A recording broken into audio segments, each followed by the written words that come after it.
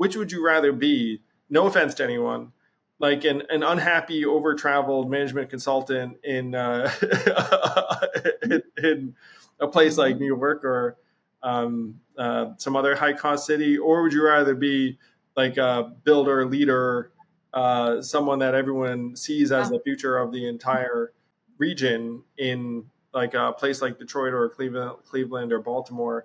And I'm not saying there's a right or wrong answer, though I obviously think that, we have a massive surplus of unhappy kind of transactional consultant types and like not enough of the long-term builder types. Yeah. So to give you a couple things on that, and I totally agree. And I think it's a great point as we think about, how we talk about VFA as a career path for our future fellows is like, hey, do you want to be a big fish in a little pond or a little fish in a big pond? It's kind of like thinking about it in that sense. But going back to Detroit too. So we have now there have been over 210 fellows that have actually like launched their careers in Detroit.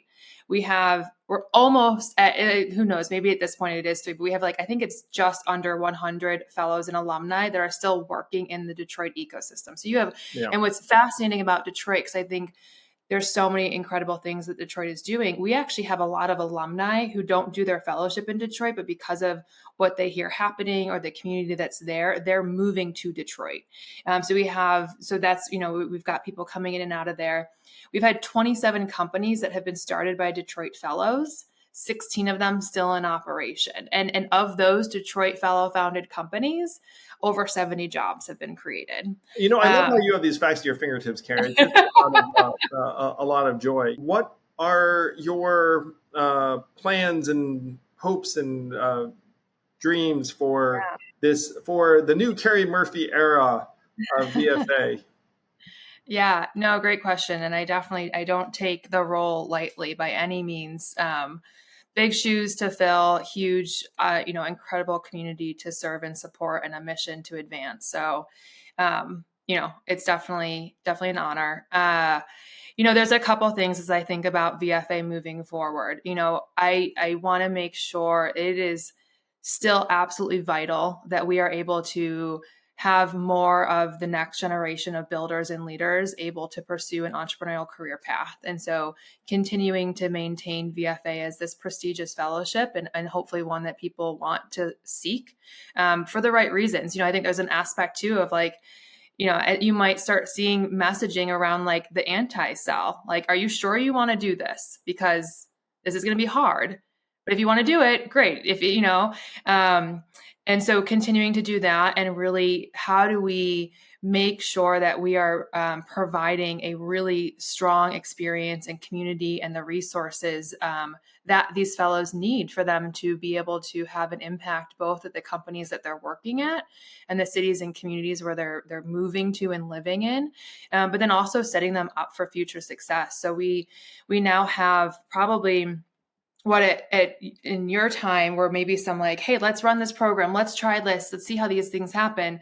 We've now kind of outlined a programmatic roadmap that mirrors the baseline founder journey. So our hope as we continue to move forward is whether you are a fellow or an alum of our program, we have a programmatic roadmap so that we can help you take an idea and start to go from 0 to 1.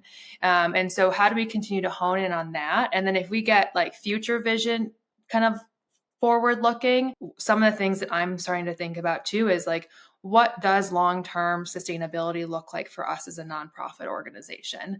And a huge component of that, in my opinion, is around our ability to mobilize and activate our alumni community. Yeah. We will continue to have this fellowship program and have that maintain it's what it is. And that's essentially the pipeline of these future entrepreneurs and leaders.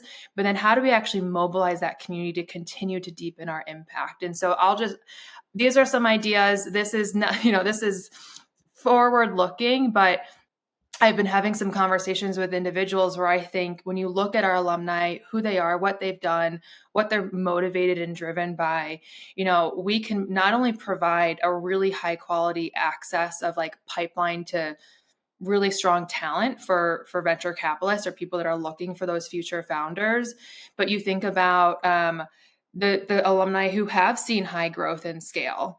Okay, so do you need those operators that to plug them back into someone within your portfolio company? How do we help connect so that when they have their first exit, let's get them ready for the second one so they can continue to have that impact.